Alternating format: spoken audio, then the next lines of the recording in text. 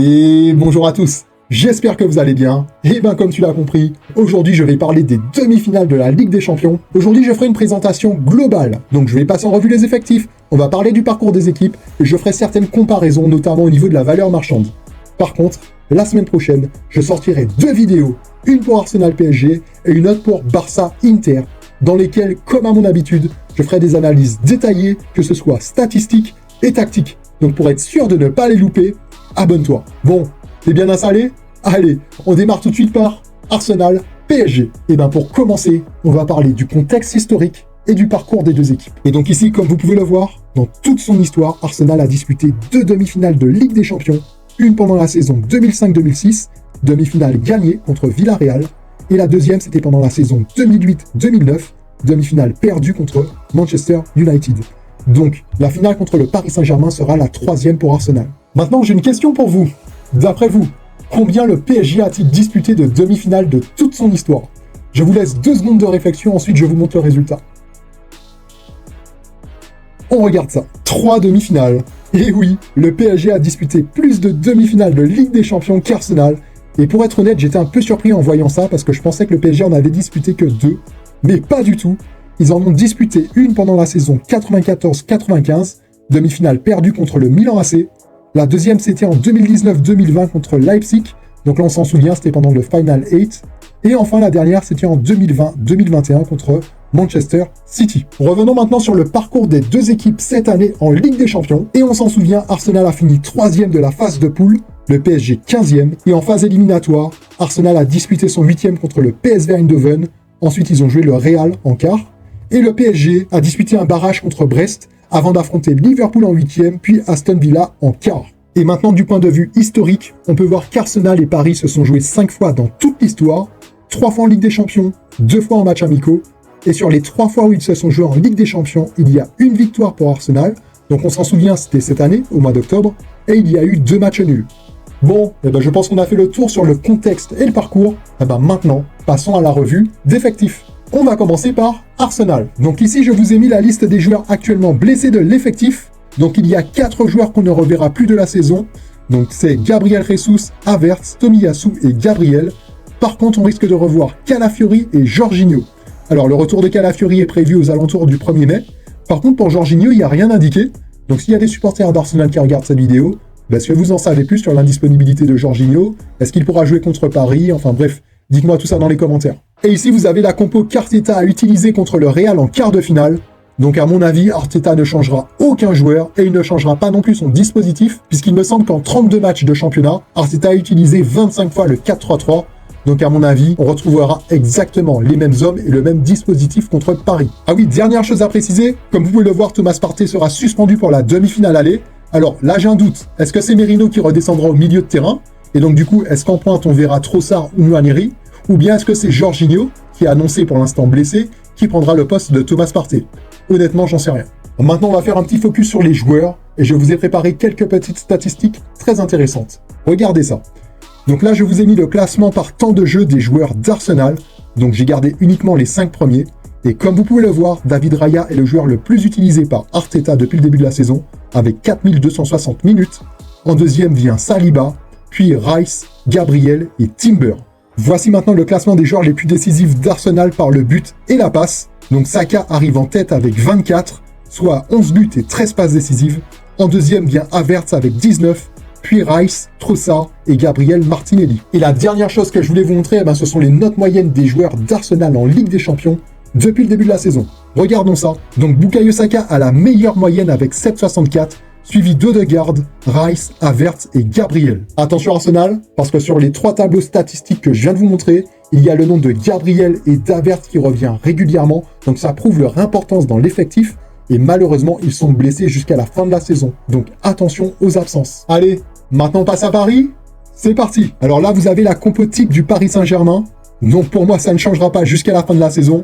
Alors, j'ai un doute pour Désiré Doué. On a vu que contre Aston Villa, sur le match retour, c'est Barcola qui a joué à la place de Doué. Donc il se peut qu'à ce poste-là, il y ait du changement de temps en temps. Mais sinon, pour le reste, c'est l'équipe type. Et je ne pense pas que ça changera. Allez, maintenant, comme pour Arsenal, on va analyser les mêmes statistiques individuelles. C'est parti. Donc au niveau du temps de jeu, Pacho est le joueur le plus utilisé depuis le début de la saison par Luis Enrique, avec 3594 minutes. En deuxième, Hakimi, puis Vitinha, Neves et Barcola. En termes de buts plus passes décisives, Dembélé est premier avec 41, puis Barcola, Doué, Ramos et Hakimi. Et au niveau des notes moyennes en Ligue des Champions, Dembélé a la meilleure moyenne avec 7,67, puis Hakimi, Vitinha, Nuno Mendes et João Neves. Et donc je ne sais pas si vous avez fait attention, mais il y a 4 noms qui reviennent régulièrement, c'est ceux de Dembélé, Vitinha, Neves et Hakimi. Et d'ailleurs, Hakimi est présent dans les 3 tableaux statistiques. Il est juste monstrueux cette saison. Bon, je pense que sur la revue d'effectifs, on est pas mal. Maintenant, il ne reste plus qu'à comparer les équipes. C'est parti. Dans ce tableau, on va s'intéresser aux 3 premières lignes, la valeur totale, la moyenne de la valeur marchande et la moyenne de l'âge. Pour la valeur totale, alors il s'agit de la somme de la valeur marchande de tous les joueurs de chaque effectif. On peut voir qu'Arsenal a l'effectif le plus cher avec 1,13 milliard contre 923 millions pour le PSG. Et pour la moyenne de la valeur marchande, forcément Arsenal est également devant avec 46,96 millions contre 38,48 millions pour le PSG. Tout ça, ça veut dire quoi? Ça veut tout simplement dire que les joueurs d'Arsenal dans l'ensemble valent plus cher que ceux du Paris Saint-Germain. Et au niveau de l'âge, on peut voir qu'Arsenal est l'effectif le plus âgé avec 26,9 ans de moyenne d'âge contre 23,8 pour le PSG. Et pour confirmer les données du tableau précédent, je vous ai affiché ici les valeurs marchandes des 5 joueurs les plus chers de chaque effectif. Et comme on peut le voir, Arsenal dispose des joueurs les plus chers puisque Bukayo Saka est le joueur le plus cher des 2 effectifs confondus parce qu'il vaut 150 millions d'euros. À la 2e place, on a Declan Rice avec 110 millions. À la 3e place, Odegaard qui vaut 100 millions d'euros. Et Saliba se retrouve à la 4e place ex-aequo avec Vara, avec comme valeur marchande 80 millions d'euros. Bon, on vient de voir que les joueurs d'Arsenal dans l'ensemble valent plus cher. Mais est-ce qu'Arsenal part favori pour autant? Regardons ça. Et comme on peut le voir, non, le favori de cette double confrontation pour la qualification, c'est le PSG. Mais attention, ça se joue à très peu, puisque Paris est coté à 1,75 et Arsenal à 2. Donc ces cotes confirment que cette double confrontation semble équilibrée. Bon, pour Arsenal PSG, je vais m'arrêter là. Sinon, je vais trop rentrer dans les détails et je préfère vous laisser ça pour la semaine prochaine. Allez, maintenant on passe à Barça Inter. C'est parti. Comme pour Arsenal PSG, on va commencer par évaluer le contexte et le parcours. Bon, petit quiz. D'après vous, combien de demi-finales ont disputé le Barça et l'Inter? Je vous laisse 3 secondes de réflexion. C'est bon? On regarde ça. Le Barça a disputé 17 demi-finales, c'est juste impressionnant. Et sur les 17 demi-finales, ils ont remporté la coupe à 5 reprises. Donc en gros, au niveau des probabilités, ça veut dire que lorsque le Barça est en demi-finale, ils ont un peu plus d'une chance sur 4 de remporter la compétition. Et l'Inter de Milan, l'Inter c'est 9 demi-finales jusqu'à maintenant, et 9 demi dont 3 victoires, ce qui veut dire que l'Inter, si on se fie aux statistiques, a une chance sur 3 de gagner la coupe. Bref, quoi qu'il en soit, ces 2 équipes ont un historique énorme en Ligue des Champions. Et pour la petite info, le record c'est le Real au niveau des demi-finales, avec une trentaine de demi-finales dans leur histoire. Faudrait vérifier. Allez, maintenant on va s'intéresser au parcours des 2 équipes cette année en Ligue des Champions. Regardons ça. Donc, pendant la phase de poule, le Barça a fini 2e et l'Inter 4e. Ensuite, en 8e, le Barça a affronté Benfica, puis le Borussia Dortmund. Donc, on peut dire que le Barça a eu 2 tours faciles. Et l'Inter, en 8e, ils ont affronté le Feyenoord Rotterdam, puis le Bayern Munich. Donc, premier tour plutôt facile pour l'Inter en affrontant Feyenoord. Par contre, contre le Bayern, c'était un peu plus équilibré. Mais malgré tout, l'Inter a mérité sa qualification pour les demi-finales. Et ici, je vous ai mis les matchs qu'il y a eu entre ces 2 équipes dans toute leur histoire. Alors, je suis sur Flashscore, et comme vous pouvez le voir dans ce tableau, les matchs les plus anciens datent de 2003. Mais à mon avis, ils se sont joués bien plus que ça dans les années 90 et 80. Mais bon, bref, c'est pas grave, on va se limiter à ces 12 matchs. En tout cas, quand on regarde plus en détail ces duels, on peut voir qu'il y a eu une fois une victoire par 3 buts d'écart, c'était en 2003. Ensuite, il y a eu 3 fois des victoires à 2 buts d'écart. Et pour tout le reste, ça reste des matchs très serrés. Il y a soit des matchs nuls, soit des victoires par 1 but d'écart. Donc si l'histoire se poursuit, on peut s'attendre à une demi-finale très serrée entre ces 2 équipes. Bon, on passe à la suite. Revue d'effectifs. C'est parti. On va commencer par le Barça et on va faire un point sur les joueurs blessés de l'effectif. Donc pour Bernal et Ter Stegen, on le sait, on ne les reverra plus de la saison en Ligue des Champions. Par contre, Casado et Baldé vont vraisemblablement revenir au mois de mai. Et d'ailleurs, pour Baldé, on risque de le revoir pour la demi-finale puisque son retour est annoncé le 26 avril. Pour Casado, ce sera un petit peu plus compliqué. Si le Barça se qualifie pour la finale, on le reverra, je pense, au moins sur la feuille de match. Au niveau de la compo, déjà, on connaît tous le 4-2-3 d'un Hansi Flick, avec les 3 de devant qui sont incroyables cette saison, Rafinha, Lewandowski et Yamal. En rouge, je vous ai mis Olmo, puisque Olmo a fait son retour, donc il va prendre la place de Firmin. En double pivot, Pedri, De Jong. Alors, ce trio au milieu de terrain, Olmo, Pedri, De Jong, il est juste exceptionnel techniquement. Je ne pense pas que tu puisses faire mieux en Europe. Et en défense, Inigo Martinez et Cubarsí, c'est une charnière centrale très solide. Alors même si tactiquement le Barça prend beaucoup de risques, je trouve que ces deux joueurs dans l'axe central font de l'excellent boulot. Et à gauche, Baldé. Baldé actuellement blessé, mais il fera son retour, n'oubliez pas. Et à droite, Koundé. Bon, comme pour tout à l'heure, maintenant on va s'intéresser aux joueurs et on va s'intéresser à certaines stats individuelles, à savoir le temps de jeu, la somme des buts plus passes décisives et la note moyenne en Ligue des Champions. C'est parti. Au niveau du temps de jeu, voici les 5 joueurs qui ont le plus joué côté Barça, et Koundé arrive en tête avec 4167 minutes, suivi de Rafinha, Pedri, Yamal et Lewandowski. Au niveau du caractère décisif, donc la somme but plus passe décisive, Rafinha arrive en tête avec 48, soit 28 buts plus 20 passes décisives, c'est énorme, suivi de Lewandowski avec 43, puis Yamal, Torres et Fermín López. Avant de passer aux notes moyennes en Ligue des Champions, il y a une chose que j'ai oublié de vous préciser en début de vidéo, c'est que les notes moyennes, du coup, je les prends sur SofaScore, mais avant de vous présenter des stats, quelles qu'elles soient, je prends en compte plusieurs sites, que ça soit FBref, WhoScored, FlashScore, etc., etc., donc des sites qui sont plutôt fiables. Je recoupe mes informations et j'essaye de vous présenter les stats les plus fiables, en tout cas selon moi. Donc si vous voyez des notes différentes des miennes sur d'autres sites, c'est tout à fait normal. Mais vous verrez qu'il n'y a pas tant de différence que ça. Allez, on y retourne. Et du coup, en Ligue des Champions, le joueur le mieux noté, c'est Rafinha avec une note de 8,31, suivi de Yamal avec 7,54, puis Robert Lewandowski, Pedri et Inigo Martinez. Bon, au final, qu'est-ce qu'on peut en conclure lorsqu'on regarde ces statistiques individuelles? Déjà, je ne sais pas si vous avez remarqué, mais Rafinha, Yamal et Lewandowski, ils sont présents dans les 3 tableaux. Que ça soit au niveau des minutes jouées, du caractère décisif avec les buts plus les passes décisives, et au niveau de la note moyenne de Ligue des Champions. Donc ce trio en attaque est indispensable. Deuxième chose, je ne sais pas si vous avez remarqué, mais Pedri est présent dans 2 tableaux, celui du nombre de minutes jouées et celui de la note moyenne. Donc Pedri a également un rôle indispensable pour le Barça cette saison. Et d'ailleurs, ça fait plaisir parce qu'on se souvient les années précédentes, ce joueur était tout le temps blessé, et là maintenant il figure parmi le top 5 des joueurs qui jouent le plus dans cet effectif. Donc j'ai envie de dire, tant mieux pour le football. Un joueur comme ça, c'est un plaisir à voir jouer. Bon, pour le Barça, je pense qu'on a fait le tour. Passons maintenant à l'Inter. Côté blessure, donc l'Inter a 4 joueurs blessés actuellement, Valentin Carboni, Zielinski, Dumfries et Thuram.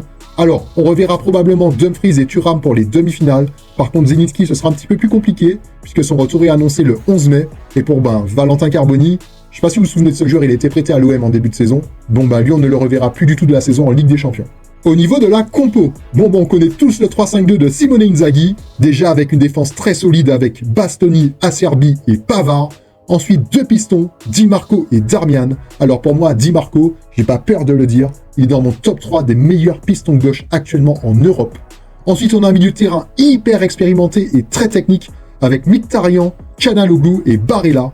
Et devant, on a 2 attaquants très mobiles et très complémentaires avec Thuram et Lautaro Martinez. Au niveau individuel et du temps de jeu, Yann Sommer est le joueur qui joue le plus cette année avec 3780 minutes, suivi de Bastoni, Lautaro Martinez, Barella et Mkhitaryan. Ensuite, au niveau des buts plus passes décisives, Lautaro Martinez est le joueur le plus décisif de cet effectif avec 21 buts et 3 passes D, ce qui lui fait un score de 24, suivi de Thuram avec 22, Çalhanoğlu avec 15, Di Marco et Barella. Et on finit par les notes moyennes des joueurs en Ligue des Champions. Donc Lautaro Martinez arrive en tête avec une note de 7,45, suivi de Yann Sommer, Çalhanoğlu, De Vrij et Federico Di Marco. Du coup, qu'est-ce qu'on peut en conclure sur ces statistiques individuelles? Déjà, je ne sais pas si vous avez remarqué, mais Lautaro Martinez apparaît dans les 3 tableaux, donc c'est juste impressionnant, et en fait, au final, c'est pas étonnant. C'est le meilleur joueur de cet effectif, on le sait, et du coup, les stats le prouvent. Deuxième chose, on voit que Yann Sommer, Çalhanoğlu et Federico Di Marco sont présents dans 2 tableaux. Ça prouve également que ces joueurs-là sont hyper importants dans cet effectif. Mais j'ai pas forcément envie de réduire cette équipe de l'Inter aux quelques joueurs que je viens de citer, parce que c'est un collectif. Il n'y a pas une individualité qui prime sur l'autre, alors même si Lautaro Martinez est vraiment au-dessus à mon sens, mais malgré tout, ce qui fait la force de l'Inter, c'est sa force collective. Bon allez, on passe à la dernière partie, la comparaison des équipes. C'est parti. Comme tout à l'heure, on va s'intéresser aux 3 premières lignes. Comme vous pouvez le voir, le Barça domine largement en termes de valeur totale et de moyenne de valeur marchande des joueurs. Et au niveau de l'âge, par contre, l'Inter est beaucoup plus âgé, avec 29,5 ans de moyenne d'âge contre 25 pour le Barça. Et ici, je vous ai mis 2 tableaux qui montrent les plus hautes valeurs marchandes des 2 clubs. Donc au-dessus, vous avez le Barça, en bas l'Inter. Donc comme vous pouvez le voir, Lamine Yamal et Pedri sont les joueurs qui ont la plus haute valeur marchande des deux équipes, suivi de Lautaro Martinez qui vaut 95 millions d'euros. Et à la troisième place, on a 3 joueurs avec Barella, Bastoni et Rafinha qui valent 80 millions d'euros. Bon, pour finir, on va regarder la cote des bookmakers. Alors selon vous, qui a la cote la plus basse? Le Barça ou l'Inter? Et à combien vous l'imaginez? Je vous laisse 2 secondes de réflexion. Regardons ça. Et du coup, c'est le Barça qui part favori avec une cote d'1,55 et l'Inter est coté à 2,40. D'ailleurs, le Barça a la cote la plus basse de tous les demi-finalistes, ce qui veut dire que les bookmakers pensent que le Barça a plus de chances de se qualifier pour la finale par rapport aux autres. Bon, et ben voilà, on a passé en revue les 2 affiches. Bon, tu l'as vu, je ne suis pas forcément rentré dans les détails comme d'habitude. Je garde ça pour la semaine prochaine. N'oublie pas, la semaine prochaine, je sors 2 grosses vidéos. Une pour Arsenal PSG et l'autre pour Barça Inter. Et là, je ferai des analyses statistiques et tactiques. Donc, abonne-toi si tu n'es pas abonné. Il ne faut surtout pas les louper. En tout cas, merci d'avoir suivi cette vidéo jusqu'au bout. Si tu aimais ce que tu as vu, n'oublie pas de mettre un like. C'est super important pour le référencement. Et nous, on se retrouve rapidement pour une prochaine vidéo. D'ici là, prends soin de toi, porte-toi bien. Bon dimanche et ciao, ciao. Touchdown, buzzer beater, do it all now, top corner talking home run. Touchdown, buzzer beater, do it all now.